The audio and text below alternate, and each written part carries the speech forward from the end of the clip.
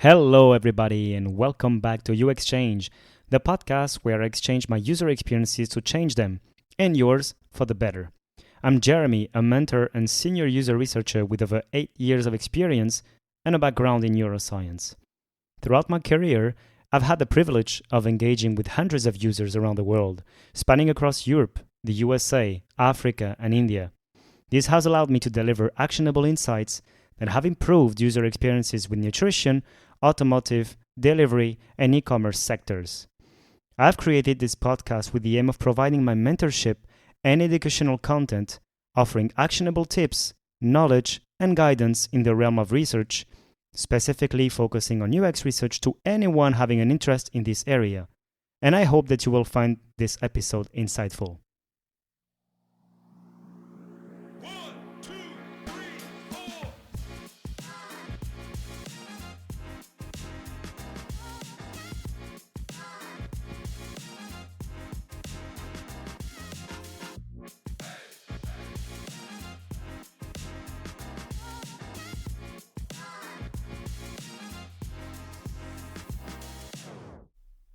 Hello, everybody, and welcome back to You Exchange.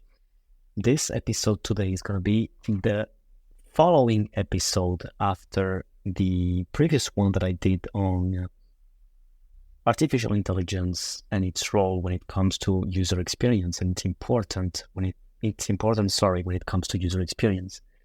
Before moving on, I want to let you know that it might be a different episode in terms of quality, and I'm sorry for that in advance.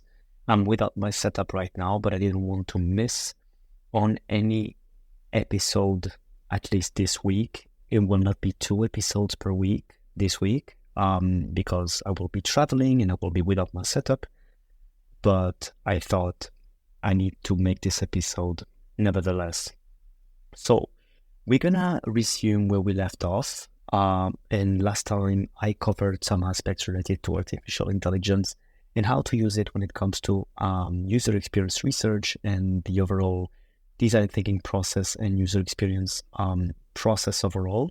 And I'm going to resume today by starting off with how you could use artificial intelligence to synthesize insights.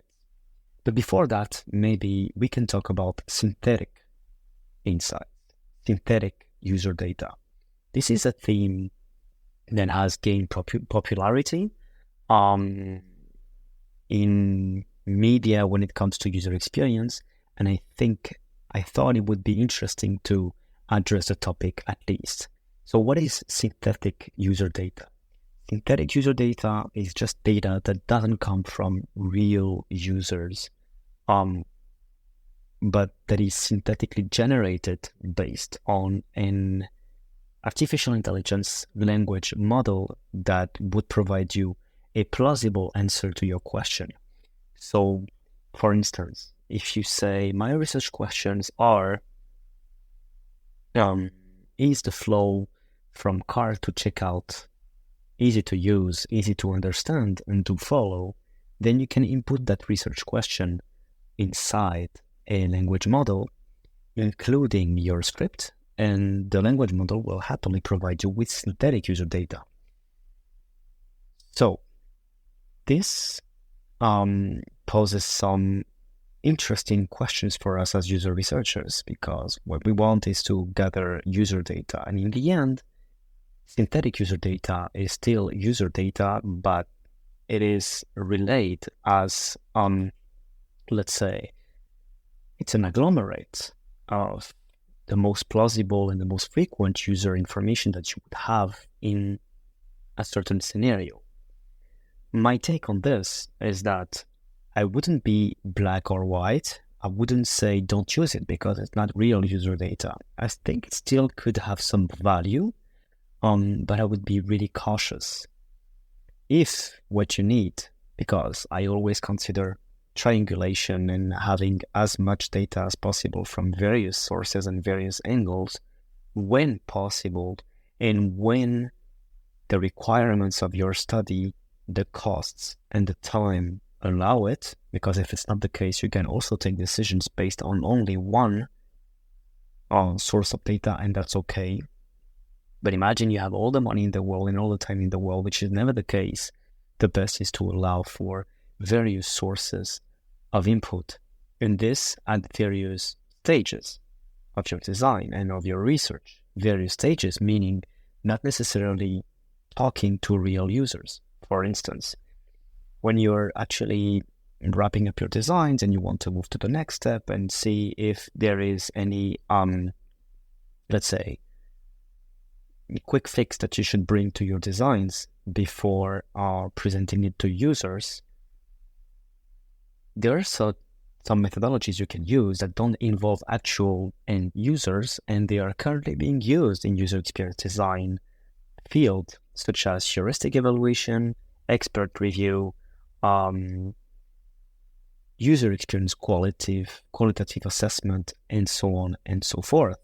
So they are not with end users, they're done with experts. Still, there are data points. So gathering data from humans is really all about it. It's really about user experience. But then, of course, you should always consider who is your target audience. So if your target audience is not an expert, then, and that you really need data from actual end users, you will need yes to interview some end users. However, in some cases, you might need the same kind of data, but coming from other sources, such as experts. Why? For instance, they can provide you the low-hanging fruits that you can use to improve on your design before showing this to end users, in order for you to gather feedback that is really relevant, for instance. So traditionally, we would do heuristic evaluation of a new interface and have a new flow of a new design before showing it to users to make sure we are on the right track and that we corrected any, let's say, issue in the flow to avoid, let's say, non-relevant feedback. For instance, oh, I'm clicking on this button and it's not working. Or, oh, I cannot go back to the previous screen. This could have been easily fixed with a heuristic evaluation. So for those who don't know, heuristic evaluation is basically sitting down with a group of experts. It can also be you, the expert, and reviewing the flow and basically taking notes of what is wrong on that screen and the severity and how we can correct it. It's basically that. So it has a fancy name, but the process is fairly simple. It's just reviewing what's wrong, and it's done by someone that has more expertise than an end user. And anyone can do that. Anyone. Why am I saying all that? It's because this is still not end user. However, it is already being applied in the field of UX, and it already allows to save some time and money. My point being that with this new synthetic data coming from large language models, if you prompt them with a research question, with a script, or even with a flow, provided you are able to share this flow and that you're okay with that, will provide you some plausible answers from users. And there is, in my opinion, if you know the constraints and if you know what comes with it, if you know the implications and what does that mean, that's perfectly fine.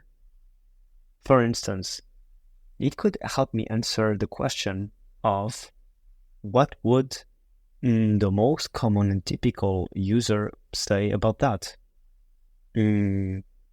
before even asking real users, because we should remind ourselves that asking real users is costly in terms of time and money sometimes. And so what happens is, if you can use cheaper methodologies, why not? So that's my whole point. We could still use synthetic user data. For me, a good way to use it, in my opinion, could be just after a heuristic evaluation and just before showing to end users. Like, what can we expect from our end users as answers? And this kind of use of AI in terms of gathering data, I don't see how it could be bad. The only issue is that if you consider that as face value and the only type of data you will gather, because we don't have access to users, this is the real issue, because then you're not doing user experience. If you do product development and that your goal is to launch a product, whatever the size of your company and whatever your role, if altogether the goal is to launch a product and you don't have access to users and you don't talk to real end customers who will buy your product either in terms of time or in terms of money, you're not doing user experience, in my opinion. So, of course, in companies, there are people dedicated to each role, and there are people who do the research and other people who are developing the product, but that's okay. The goal is that altogether, there is a way to gather feedback from end users. And so that's my point. It's really short, but today I wanted to give my opinion when it comes to synthetic user data. I'm not saying not to use it. I'm just saying, just know the trade-offs and know why you use it. So that would be for synthetic user research. And then my next point would be, how could you use AI to synthesize your data and come up with UX research insights? So one of the strengths of AI is to be able to summarize and to synthesize, because these are language models. And so it's quote unquote expertise. It's really to synthesize and to make summaries. However, if you didn't listen to the previous episodes, I highly encourage you to do it, because you will understand that prompting AI is a skill, and it is still a black box for all of us. And so there is a lot of trial and error. Even if they are good at that, you need to prompt them several times to explain what you want. For instance, the first times I prompted AI to analyze my UX research insights in the past for personal projects, I used to tell it, synthesize me this user data into one user insight. And then I saw it was not phrased properly. And so if you remember, I did an episode about that, how to phrase a UX research insight so that it's actionable and that it resonates in the head of your stakeholders. So in this case, when you know these kind of rules, you can prompt them to AI so that AI will phrase the insights accordingly. So really, there is no bad use. The only importance is that you should know how to use it and what are the trade-offs. So what I will do, I could use AI to cluster insights, to identify themes, to analyze some sentiment. For instance, one example of prompt could be identify the main problems XYZ user is facing. So that would be my use of AI to synthesize. It could be in ChatGPT, it could be in Miro. Miro has an awesome feature when it comes to synthesizing AI. It could be in FigJam. There are some tools with FigJam to synthesize. But basically what I would do is first give it a template. What is an actionable insight? Ask it to think step by step. Step number 1, do that. Step number 2, do that, and so on and so forth. 3, give it examples. And 4, course correct, basically every time. And then you could imagine some follow-up steps, such as prioritizing user insights. You can ask it, okay, prioritize it in order of importance, or on the basis of how critical it is for the end user experience. You could also ask it to come up with, let's say, areas of improvement and recommendations, and to order them in terms of visibility. Of course, they won't have all the knowledge of your company, but it can give you a first idea, basically.